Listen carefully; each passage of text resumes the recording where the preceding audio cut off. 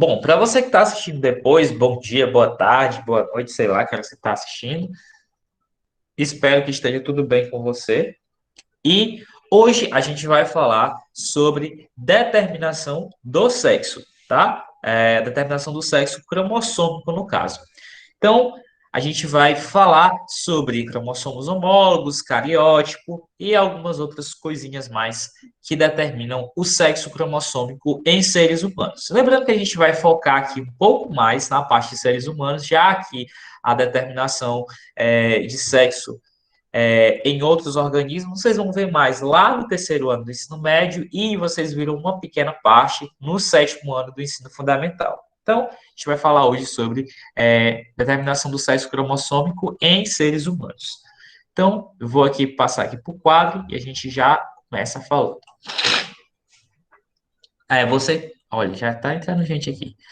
Você que está entrando, você que está assistindo depois e está vendo eu fungando, é porque choveu e eu estou muito mal do meu nariz. Então, desculpe as minhas fungadas aí, a galera que está aqui na sala assistindo ao vivo já está informada aqui da tragédia que aconteceu, né? Então, vamos lá. Hoje a gente vai falar sobre determinação do sexo. Para a gente falar sobre determinação do sexo, a gente vai precisar explorar alguns conceitos bem interessantes. Acredito que todo mundo, em algum momento, já tenha ouvido falar de cromossomos, né? Todo mundo já ouviu falar de cromossomo. Quem nunca ouviu falar de cromossomo? Tem mais alguma pessoa tentando entrar?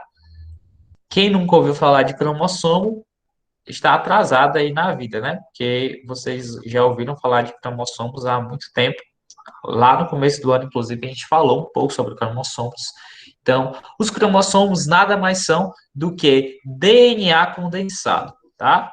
Então, a gente vai colocar aqui de uma forma bem simples, DNA condensado. Então, o DNA, ele vai estar condensado da seguinte forma, né? Ele vai estar enroladinho aqui assim, né? Ele vai estar enrolado e ele vai estar num formatinho que lembra bastante um bastão, tá? Então, normalmente, os cromossomos têm esse formato. No período de reprodução da célula, né? Quando a célula está se dividindo, aí ele vai atingir esse formatozinho aqui, que talvez seja o formato que vocês mais tenham costume de ver imagens de cromossomos, né? Mas no período normal da célula, esses cromossomos estão dessa forma. Isso aqui acontece apenas no período de reprodução da célula, tá? O período de reprodução da célula pode ser na meiose ou na mitose, beleza? Então a gente vai pôr isso daqui. A gente já tem mais costume de ver dessa forma, é porque é mais fácil de você estudar os cromossomos quando eles estão nessa fase aqui, né? Que é a fase de máxima condensação. Por isso que a gente fala que o DNA aqui está condensado.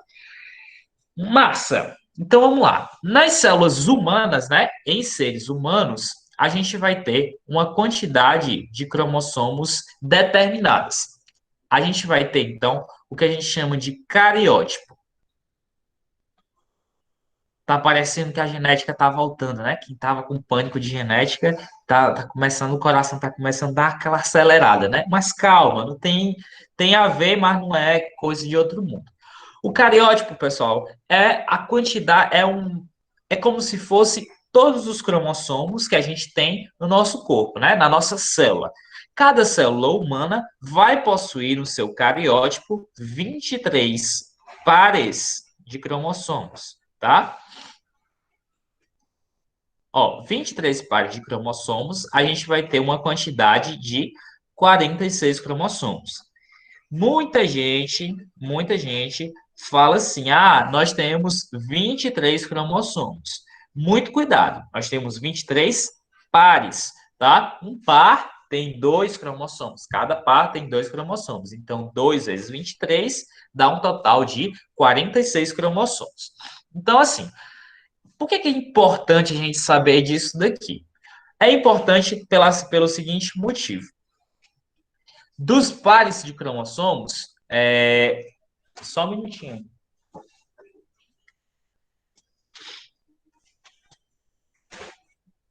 É porque tá. Vocês, não sei se vocês estão ouvindo essa zoada de plástico, é porque tem uma cachorra se deitando em cima do plástico aqui.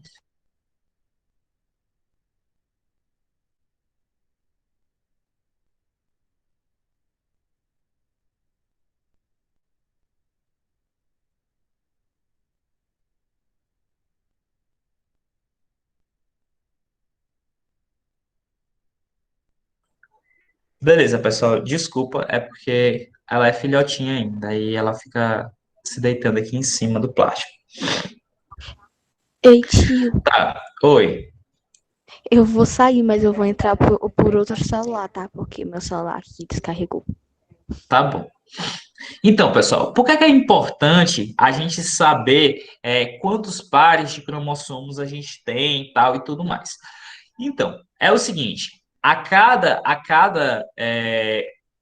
todas as células vão ter os 23 pares de cromossomos. Só que dos 23 pares, né, a gente vai ter 22 pares de cromossomos que são chamados de autossômicos.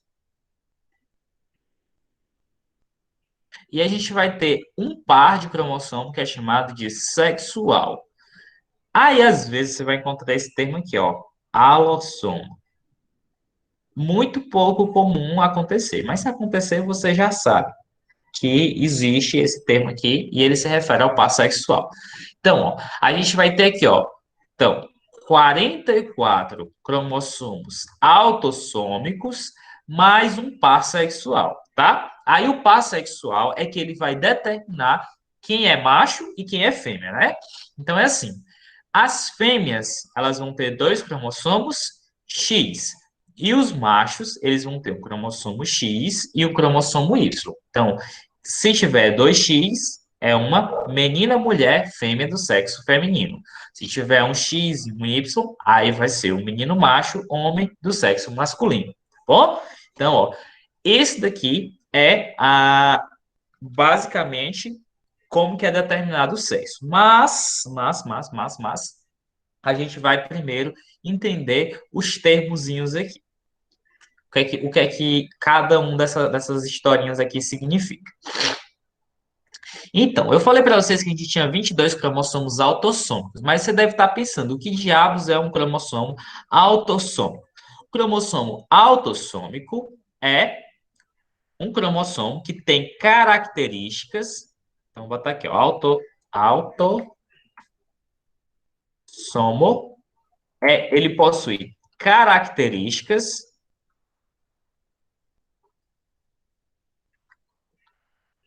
independente do sexo.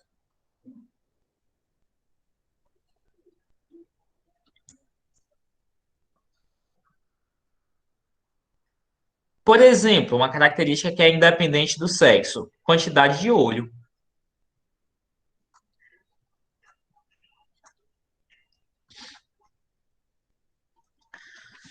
Seja homem, seja mulher. Todo mundo tem dois olhos. Não interessa se você é homem ou se você é mulher. O normal, né? O mais típico de acontecer é que você tenha dois olhos. Se você tem três olhos, você não é típico, né? Não é uma coisa que acontece normalmente. Então, o cromossomo autossomo, ele vai dar características que independam do sexo. Então, você deve observar que se você pegar homens e mulheres, a maioria das características, elas são compartilhadas, né? Todo mundo tem dois braços, todo mundo tem duas pernas, todo mundo tem dois olhos, um nariz, uma boca, dois ouvidos, um cérebro.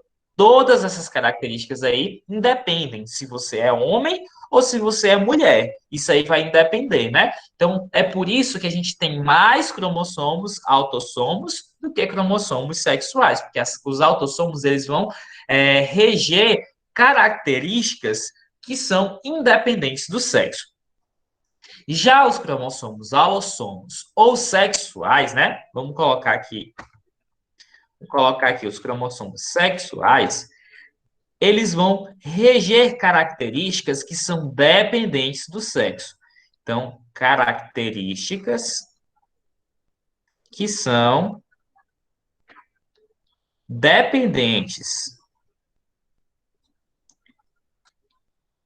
do sexo.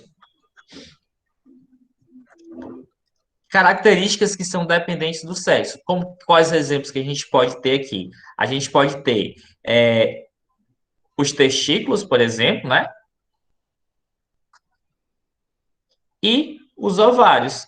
são características que dependem do sexo. Se você é macho, você tem testículo. Se você é fêmea, você tem ovários, tá? Então, essa característica aí, ela depende do cromossomo ao cromossomo sexual. Então, essa característica vai ser definida por este par aqui. Então, são todas as características que são dependentes do sexo, elas vão ser regidas pelo par de cromossomos sexual, tá bom? Então, todo mundo consegue entender o que é um cromossomo autossômico e o que é um cromossomo sexual? Sim. Beleza. Então, ó, os cromossomos autossômicos, eles vão gerar essas características independentes do sexo. Aí a gente vai dar um nomezinho para ela, tá? O nome dessas características aqui, a gente vai dar características somáticas, tá? Características somáticas. E essas características aqui, a gente vai chamar de características sexuais. Então, tudo que estiver a ver com o sexo, por exemplo, o homem tem, a mulher não tem, ou a mulher tem e o homem não tem, são características sexuais. Características que homens e mulheres compartilham, aí elas vão ser somáticas, tá? Então, vamos entender agora como que isso afeta a nossa prole, né? Os nossos descendentes. Então, como que é feita a determinação do sexo? Quando a gente viu lá na genética, né? A gente viu lá na primeira lei de Mendel que os gametas, né? Eles eram puros, ou seja, eles iam carregar um alelo ou outro. Eles não iam carregar os dois alelos. Então, a gente vai pegar aqui, ó. Uma mulher, ela vai carregar 2x, né? Ela vai ser x, x. E o homem, né? Ele vai ser x, y. Beleza. Então, quando houver a formação dos gametas, a mulher vai produzir quantos tipos de gameta? Ela vai produzir o gameta X, né? O gameta que carrega um X, e outro gameta que carrega outro X. O homem vai produzir o quê? Um gameta que carrega X e outro gameta que carrega Y, né? Eu vou colocar aqui as caudazinhas do espermatozoide para ficar mais didático. Beleza. Então, assim, ó, homens vão produzir espermatozoides que carregam o X e espermatozoides que carregam o Y. Mulheres vão carregar apenas os ovócitos que carregam o X, certo? Então, todos os ovócitos da mulher só vão carregar o cromossomo X. Por quê? Porque ela só tem X e você só dá aquilo que você tem, certo? Então, assim, vamos supor, então, que este espermatozoide aqui, ele encontrou este ovócito X, certo? Então, ele vai ser o quê? Ele vai carregar o X da mamãe e o X do papai, certo? Vamos supor que este daqui, este ovócito, encontrou o espermatozoide X. Ele vai carregar o X da mamãe e o X do papai. Mas vamos supor agora que, numa segunda hipótese, este ovócito X tenha sido encontrado por este cromossomo ou esse espermatozoide que carrega o Y. Ele vai carregar o X da mamãe e o Y do papai. E aqui vai acontecer a mesma coisa, né? Ele vai herdar o X da sua mãe e o Y do seu pai.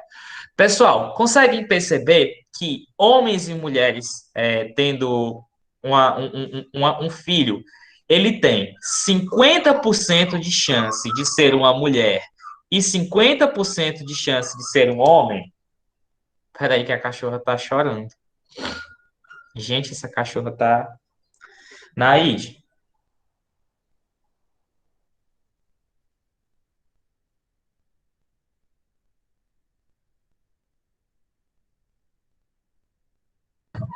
pronto. Então, ó, a gente tem aqui 50% de chance de nascer uma menina e 50% de chance de nascer um menino. Então, é por isso que sempre que a gente for fazer uma análise de probabilidade, né, a gente vai. Se a gente disser, por exemplo, eu quero que nasça um menino albino, aí você vai pegar a probabilidade dele nascer albino e multiplicar por 1/2, que é a probabilidade de nascer o menino. Então, assim, toda vez, no momento da fertilização, né? No momento que você foi gerado, né? Que os seus pais estavam é, né, isso vai ficar muito estranho. Mas no momento que você foi ser gerado, tinha 50% de chance de você nascer uma menina e 50% de chance de você nascer um menino. Então, assim, todo mundo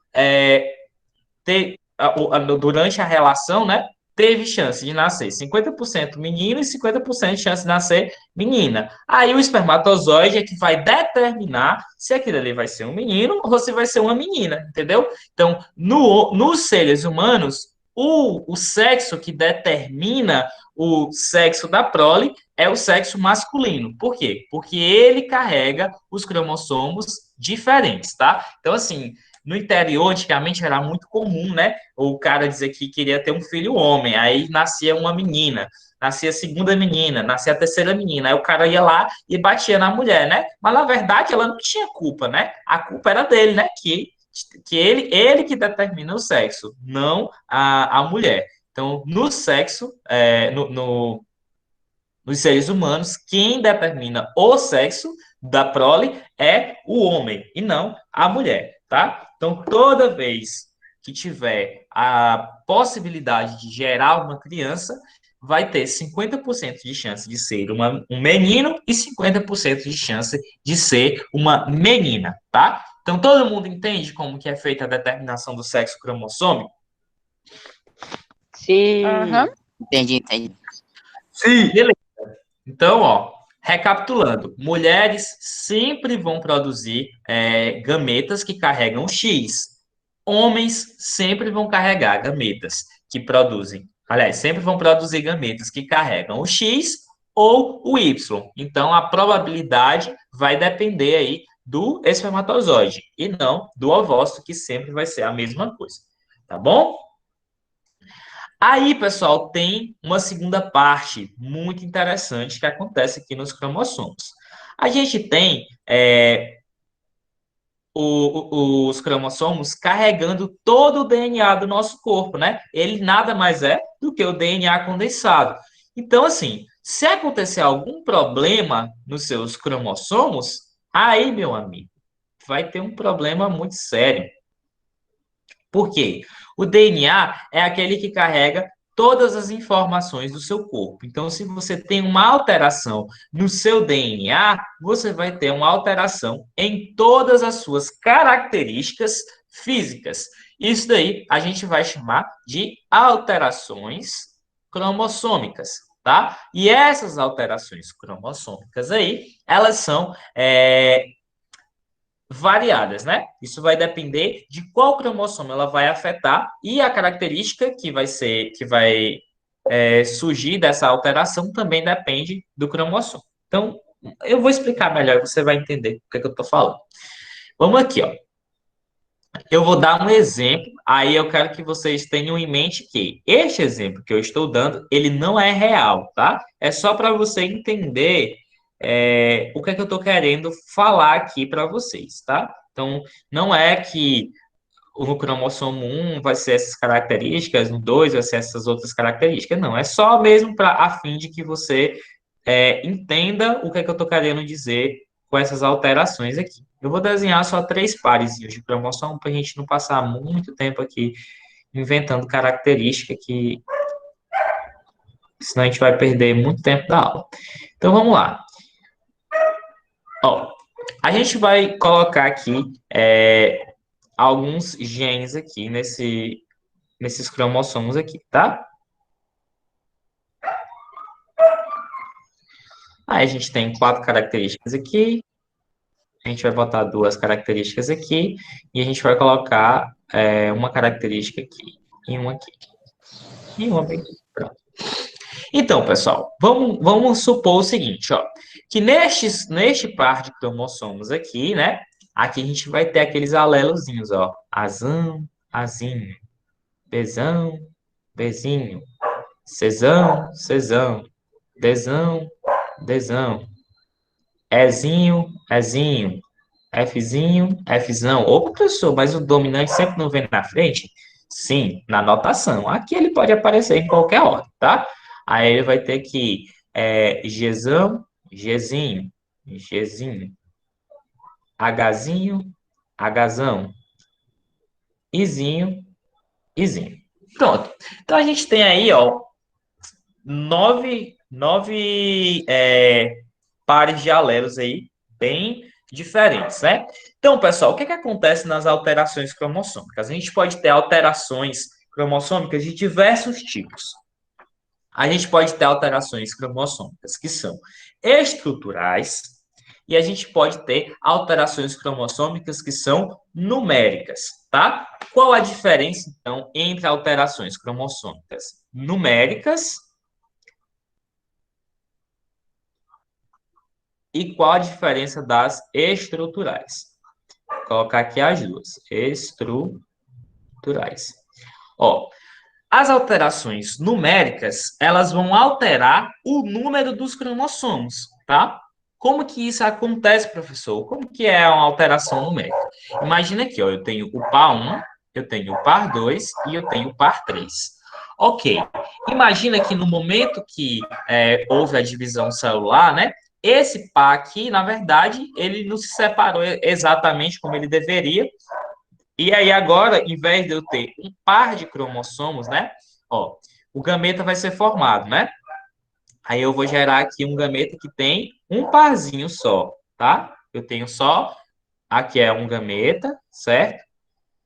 E o normal é que aqui eu tivesse o outro parzinho, né? Um veio para cá e outro para cá. Só que na hora da divisão celular, o que que acontece? Em vez de ficar um aqui, ficou dois, certo? Ficou dois. Aí, esse gameta aqui acabou fecundando um óvulo, que já tinha um dos pares, né? Porque o óvulo se dividiu corretamente. Então, ele já tinha um aqui, ó. Ele já tinha um. Então, quando somou esses dois aqui, ele gerou um indivíduo que tinha três cromossomos em vez de dois no par um, tá? O par, na verdade, virou um trio, né? Em vez de ter dois aqui, ele tem três. Aí vamos lá. A característica aqui A, né? Ela determina a quantidade de olho, tá? Número de olhos. A característica B, ela determina, sei lá, o número de pernas. Aqui determina o número de braço. E aqui determina o número de orelhas. Vamos colocar aqui, assim, bem simples, tá? Só para vocês entenderem o que é que eu estou tentando explicar aqui para vocês. Então, quando a gente tem uma alteração numérica, né? Normalmente isso aqui acontece de duas formas. Ou vai acontecer de ter uma trissomia ou de ter uma monossomia, tá? Ah, eu vou colocar na ordem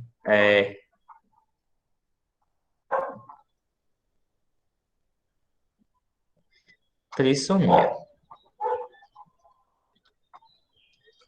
Ó, a monossomia é quando, em vez de dois, eu vou ter só um, certo? E a trissomia é quando, em vez de dois, eu vou ter três, tá? Então, assim, imagina aqui. O que determina a pessoa ter dois olhos é você ter os dois cromossomos aqui, né? O azão e o azinho. Se eu tenho só um, qual seria a nossa ideia básica, né? Que eu iria formar só um olho, né? Ia formar uma perna, um braço e uma orelha. É isso que acontece? Não é isso que acontece exatamente. Eu só quero que vocês entendam assim. Como está faltando um cromossomo, eu vou ter informações a menos, entendeu? Então eu vou ter um prejuízo na constituição do meu corpo. Pode ser que eu tenha os dois olhos, né? Pode ser que a pessoa surja com dois olhos, nasça com dois olhos. Mas vamos supor que os dois olhos são cegos, entendeu? Então é tipo isso, tá faltando uma informação para complementar aquela outra, tá bom? Então isso aqui na monossomia vai faltar informação e vai ter alterações nessas características aqui, ó, tanto nos olhos, quanto nas pernas, como no braço, como nas orelhas.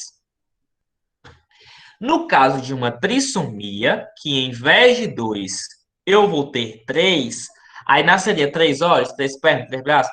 Poderia ser, mas poderia também ter alguma alteração diferente, tanto nos olhos, como nas pernas, como no braço, como na orelha. O que eu quero que vocês entendam é o cromossomo que rege aquelas características, né? Esse cromossomo aqui rege essas características. Se tiver uma alteração no número de cromossomos, o que vai ser afetado são essas características aqui, tá? Então, a característica que vai ser afetada é aquela que é relacionada com o cromossomo que está tendo a alteração.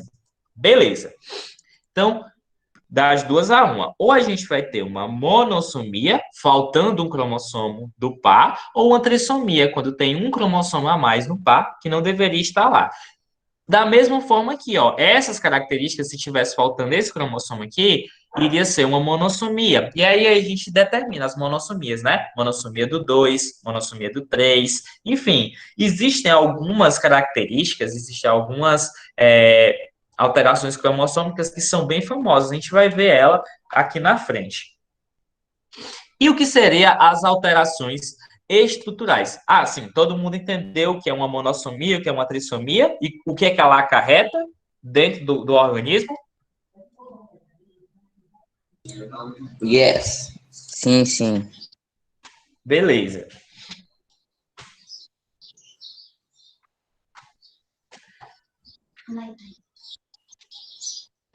Então, as estruturas, as alterações estruturais, elas são o seguinte.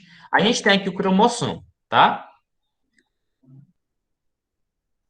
Eu vou pegar de exemplo esse mesmo cromossomo aqui para a gente entender o que eu estou querendo falar. Aí tem o C aqui e tem o D. Então, aqui é o A, aqui é o B, aqui é o C e aqui é o D. Beleza. A alteração estrutural é como se eu pegasse esse pedaço aqui do cromossomo, né?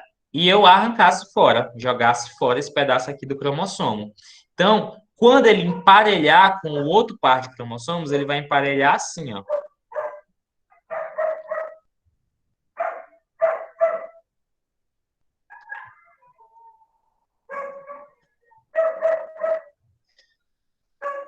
Ó, o B vai estar aqui, o C vai estar aqui, o D vai estar aqui. O D vai estar aqui, o outro C vai estar aqui, o Bzinho vai estar aqui e o Azinho vai estar aqui. Então, aqui é Azinho, Bzinho, Czão, Dzão.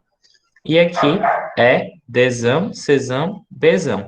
Aí, cadê o par que completa o A? Não tem. Por quê? Porque ele está com uma alteração estrutural. Pessoal, normalmente, eu não estou dizendo que é sempre, tá? Normalmente, alterações estruturais são mais perigosas do que alterações numéricas.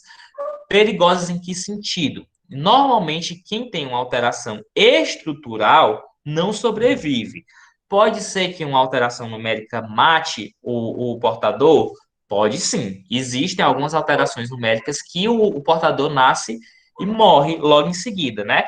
Mas as alterações estruturais, normalmente, elas são piores, né? Quando falta um pedaço do cromossomo, é pior do que se tivesse um pedaço a mais, tá? Porque se tivesse um cromossomo a mais ou um cromossomo a menos. Porque ele vai ficar incompleto, né? O pedaço lá vai estar incompleto. Então, a alteração estrutural, normalmente, elas são mais desgraçadas, assim, né? Elas são ruins, elas são muito ruins. Piores do que as numéricas, de modo geral, tá? Então, algumas alterações cromossômicas que são bem conhecidas. Essas eu não vou anotar, não, ela está no livro de vocês. Vocês podem acompanhar aí na página 30, tá? Na página 30 tem as alterações cromossômicas numéricas, tá?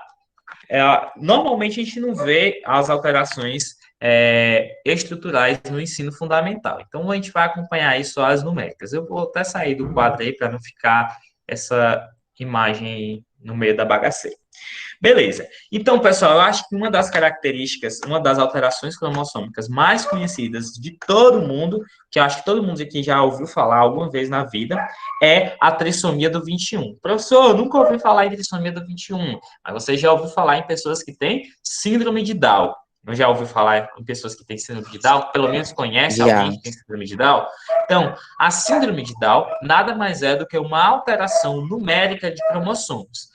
No par 21, em vez de a gente ter 2 cromossomos, a gente vai ter 3 cromossomos, tá? Então, esses 3 cromossomos aí é que vão causar as características diferentes nas pessoas que têm síndrome de Down. E aí, dependendo do grau da síndrome de Down, a pessoa vai ter mais ou menos características semelhantes da síndrome, né?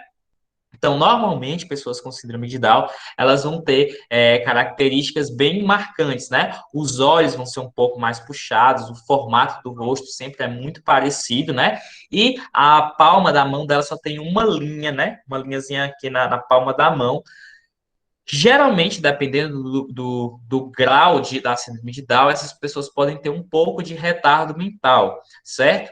E elas também têm algumas doenças que vêm associadas com a síndrome de Down. Elas têm facilidade para contrair algumas outras doenças.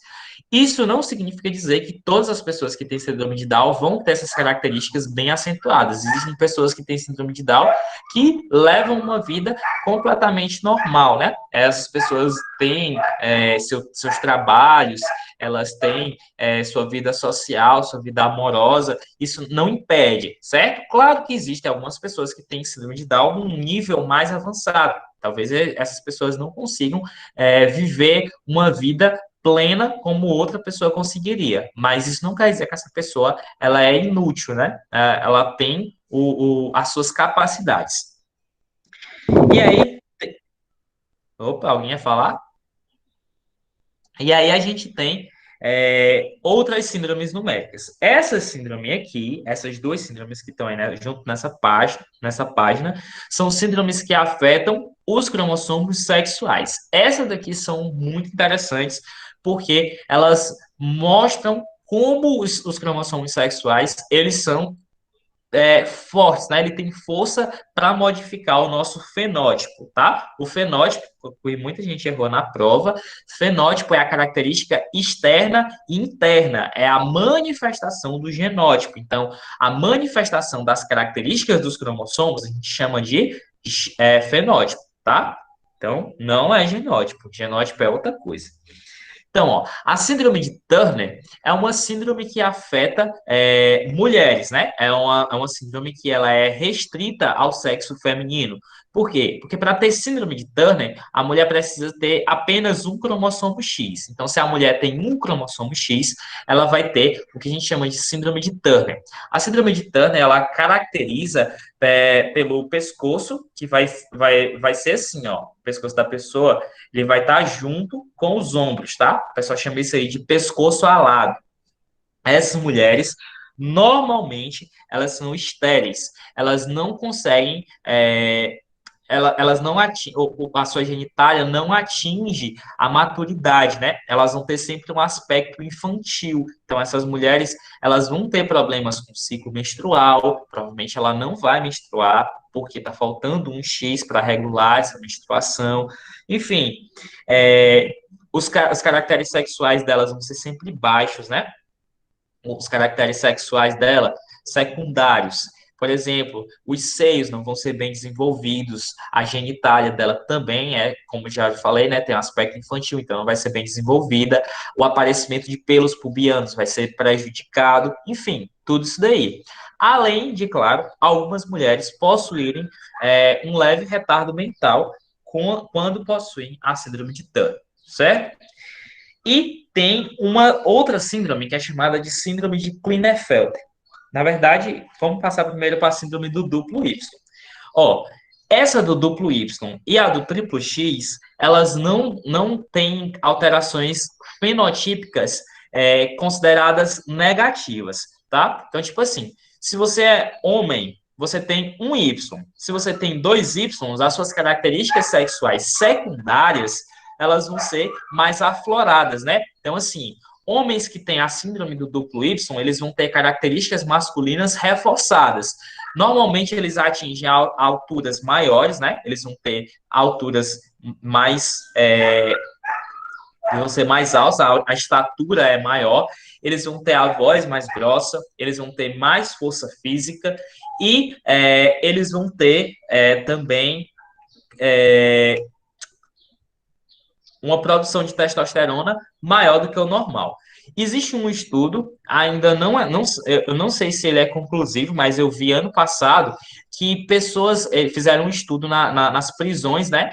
Que os homens mais violentos lá da prisão, eles eram portadores dessa síndrome. Então, tipo assim, é uma característica que afeta também o psicológico desses homens. Então, não é uma coisa 100% positiva, né? Não é uma coisa assim, 100% tudo maravilhoso, né? É exatamente igual à síndrome do triplo X. A síndrome do triplo X, ela afeta apenas mulheres, né? Porque só a mulher tem X, né? Se tivesse um Y, seria um homem. Então, a síndrome do triplo X, ela acomete mulheres. E ela vai ter, basicamente, o mesmo efeito da síndrome do duplo Y. As mulheres que têm o triplo X, elas vão ter características como os seios mais desenvolvidos, o quadril dela vai ser mais largo, a cintura vai ser mais fina, ela vai ter traços mais femininos. Normalmente, mulheres que têm o triplo X, elas são muito bonitas, né? Também existem associações de mulheres que têm o triplo X com aquelas mulheres que são modelo, né? Que ela tem uma característica feminina muito acentuada. As características sexuais secundárias dela vão ser bem acentuadas. Então, tem essa questão aí do triplo Y, tá? E por último, a gente tem a síndrome de Klinefelter. Essa daqui é uma síndrome que gera muita polêmica. Por quê? Porque quem tem síndrome de Klinefelter, de forma cromossômica, geneticamente, né, ela é mulher e homem ao mesmo tempo. Por quê? Ela vai ter X, X e um Y. Então, se ela tem X e Y, ela é um homem, mas ela tem dois X, então ela também é uma mulher. Então, muitas pessoas são chamadas de intersexo, certo? Porque elas estão ali variando entre o sexo feminino e o sexo masculino. Então, elas não são nem homens e nem mulheres, e ao mesmo tempo são os dois.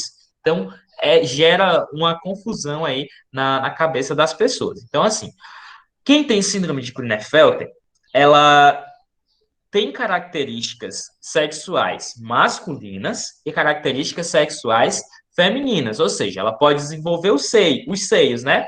Mas ela vai ter também testículos atrofiados. Ela vai ter testosterona no seu corpo, mas a voz dela vai ser alterada, a voz dela vai ser, não vai ser grave o suficiente, porque ela também vai produzir hormônios femininos. Ela não vai conseguir realizar o ciclo menstrual, mas ela pode ter um útero atrofiado. Então, a síndrome de Klinefelter, ela é o que a gente chama de intersexo, certo? Então, ela vai ter também características somáticas, né, diferentes. Por exemplo, os braços e as pernas, eles podem ser de tamanhos desproporcionais, né? Pode ter os braços mais longos do que o normal, né? E a estatura dessas pessoas também vai ser abaixo da média. Então, a síndrome de Klinefelter é uma síndrome onde afeta indivíduos que não são nem homens e nem mulheres e ao mesmo tempo são homens e mulheres. Compreenderam aí como é mais ou menos a ideia?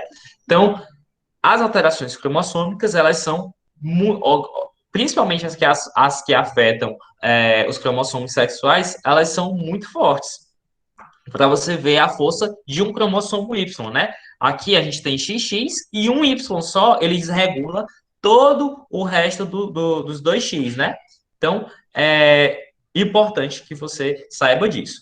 Existem outras alterações cromossômicas, numéricas e estruturais. A gente tem a síndrome de Edwards, que, se eu não me engano, é a trissomia do 13, ou é a monossomia do 13, é uma dos dois.